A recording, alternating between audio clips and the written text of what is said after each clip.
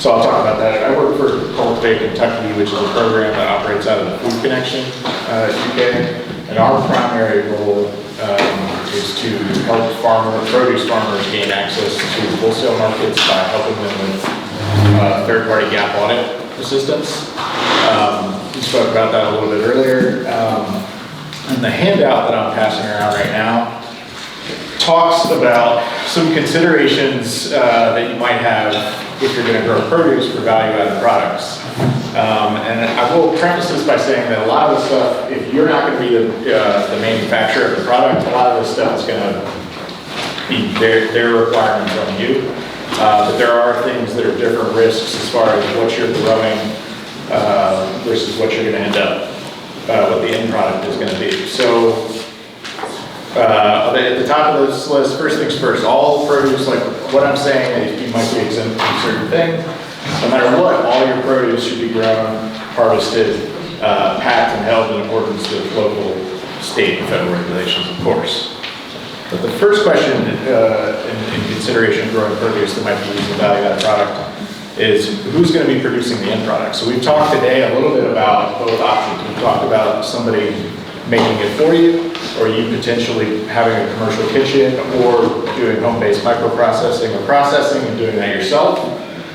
So if you're the one that's going to be producing the end product, then you generally get to make up or do requirements that are you going to be required to get a third-party audit to produce your own product? No. But you're still going to be beholden to federal regulations like the Food Safety Modernization Act, the Produce Safety Rule, that kind of stuff. And when we're talking about produce safety here, we're talking about when it's a raw agricultural commodity. That's my specialty, that's my subject matter expertise. The second you do something to that to make it a value-added product, then it moves into another world of food safety. But there are some considerations on this end. So for a commercial food manufacturer, if they're going to be producing your product, you're going to need to know what are their food safety requirements. Are they going to require a third-party gap audit? That depends on what, and we'll talk about that in a second, that depends. But it's also important to know which one. You talked about Global Gap earlier, that's a specific one. You talked about GFSI, technical equivalent audits, those are higher up audits. The USDA has 3 different audits. They have a regular gap audit, harmonized gap audit, and then they have a harmonized gap plus audit that has the GFSI technical equivalent. So without diving into that stuff, one of the major considerations is going to be, is the produce that you're growing, is it rarely even raw, or will there be a kill step involved as part of the value-added process? So this list on here, rarely consumed raw, is essentially a comprehensive list that the FDA has said that these products are exempt under the Food Safety Modernization Act Produce Safety Rule. There's some ones in there that are somewhat surprising, but something like asparagus or even sweet corn is in here. But essentially, this is their list. If this is something that you grow, then it's unlikely that a product like this that you would grow, first off, would be exempt from FSMA, but it's unlikely, unless you're working with a large commercial manufacturer, that you're going to have to get some sort of gap audit for growing this. And in fact, some of the things on here, it might actually be difficult to get a gap audit for. They might not cover some of these products. So again, yeah, all of these asparagus, all these different dried beans, beets, cashews, cherries, chickpeas, cocoa beans, probably not going to be growing that around here, but or coffee beans, but even collards, dill, seeds, and wheat. The wheat confuses me a little bit because a lot of people do eat that raw, but I didn't make the decision on that. The next step in consideration here is your product sold as a raw agricultural commodity? Is it sometimes eaten raw, but when it's processed into a value-added product, will there be some sort of kill step, cooking step, dehydrating step as part of the manufacturing process? I'll put a couple of examples in here: tomatoes for sauces and soups, cucumbers for pickles, and that's specifically pickles that are vinegar pickled and have some sort of hot water or pressure canning process. And so there is a chance that if you are going to sell those products to a commercial manufacturer, that they might not require a third-party audit, but they might do something like a self-audit or some sort of step along that line. And then the next product where you will almost definitely need a gap audit is if your product will include produce that's going to be eaten raw. Examples like that, we've worked with farmers in the state that have grown cabbage for coleslaw for KFC. They have to have the highest of high third-party gap audits. Baby greens for salad mix, essentially anything that you might sell as ready to eat. You cannot sell a raw agricultural product off of the farm and call it ready to eat. If it's going to be packaged as ready to eat like a salad mix, then it needs to be washed and packaged in a commercial facility and then labeled as ready to eat. So generally the way that we work with farmers, we use pack sheds to wash products and then package and sell bags of greens at farmers markets is to make sure that they label it as wash before eating. So yeah, anything that's going to be eaten raw, there's going to be no kill step involved. There's going to be none of that process that adequately reduces pathogens. And so if you're going to sell that to somebody else, it is almost guaranteed that they're going to require some form of third-party gap audit. And with that's as far as produce is concerned for growing produce that you're going to use in a value-added product. That's a good baseline, but everything is going to be up to the person you're going to end up selling to. As far as contact information, I've got a card over here if anybody's interested in what a gap audit. Like we work with people to develop food safety plans even if you're not going to develop a gap audit.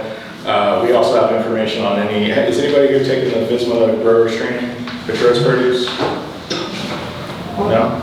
How many people grow produce? Here. Oh, wait. All right. From outside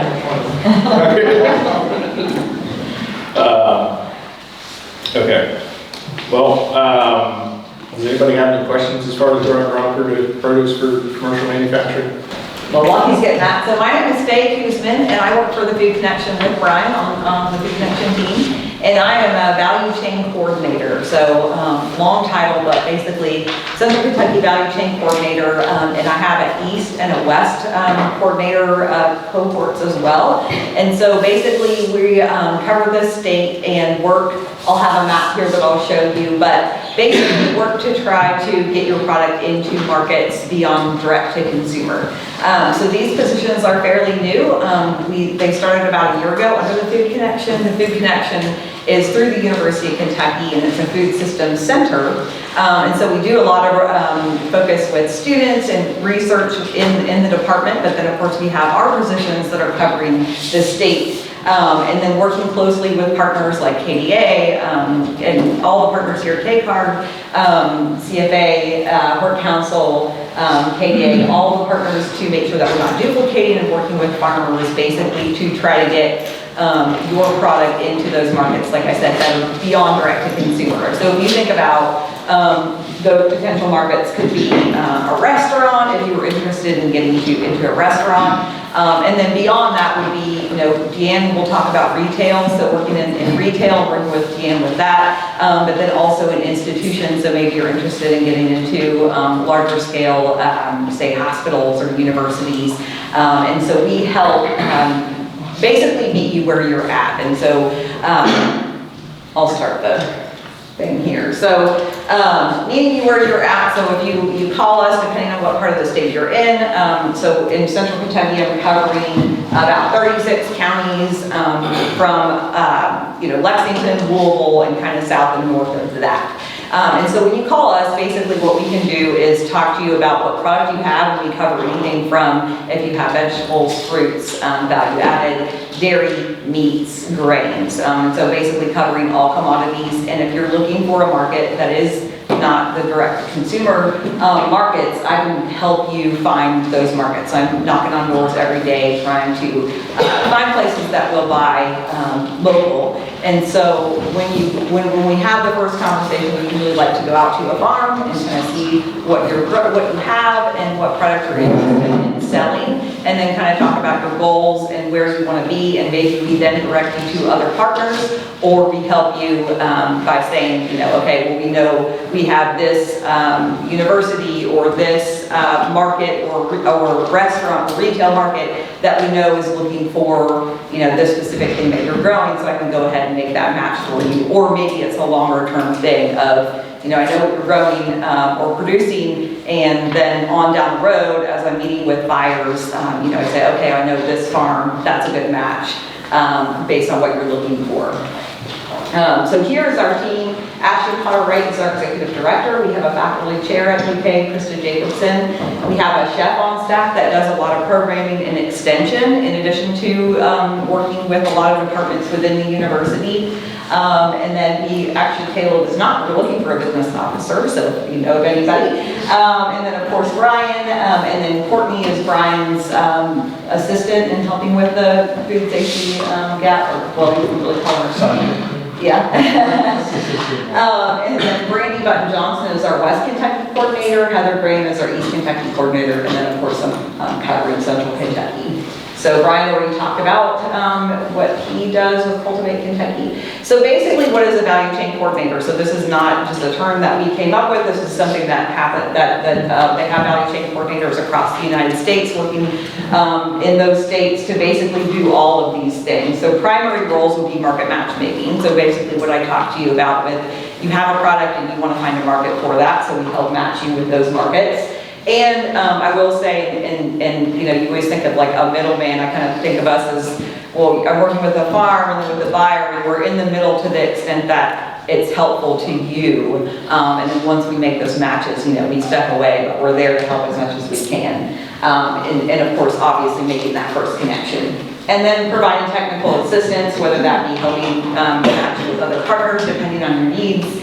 And convening stakeholders might be basically just helping maybe set up a first meeting with that potential buyer for you.